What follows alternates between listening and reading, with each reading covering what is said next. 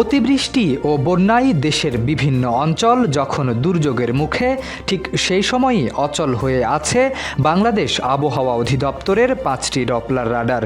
ফলে তাৎক্ষণিক ও নির্ভুল আবহাওয়ার তথ্য পাওয়া নিয়ে দেখা দিয়েছে উদ্বেগ।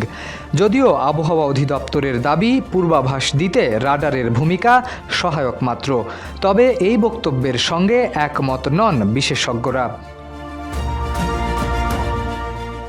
বিশেষজ্ঞদের মতে, স্যাটেলাইট মেঘের অবস্থান জানাতে পারলেও কোথায়, কখন এবং কতটা তীব্রতায় বজ্রঝড়, ভারী বৃষ্টি বা টর্নেডো আঘাত হানতে পারে সেই তথ্য সবচেয়ে নির্ভুলভাবে দেয় ডপলার রাডার। তাই রাডার অচল থাকায় আবহাওয়ার পূর্বাভাসের নির্ভুলতা নিয়েই প্রশ্ন উঠছে। এদিকে নদীপথের যাত্রী ও নৌ পরিবহন সংশ্লিষ্টদের উদ্বেগও বেড়েছে।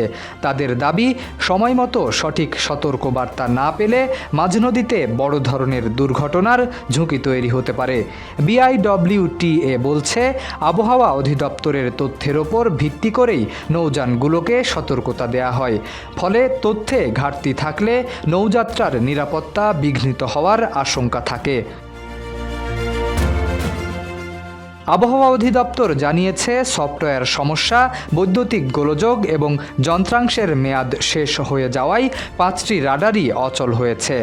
এর মধ্যে রংপুরের রাডার শিগগিরই চালু হতে পারে এবং গাজীপুরের রাডারও মেরামতের কাজ চলছে।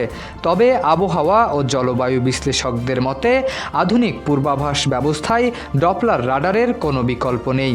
প্রতি কয়েক মিনিট পরপর নতুন তথ্য সংগ্রহ করে এটি আকস্মিক দুর্যোগের গতি প্রকৃতি নির্ণয়ে গুরুত্বপূর্ণ ভূমিকা রাখে। তাই দুর্যোগ মোকাবেলায় রাডারগুলো দ্রুত সচল করা এখন সময়ের দাবি।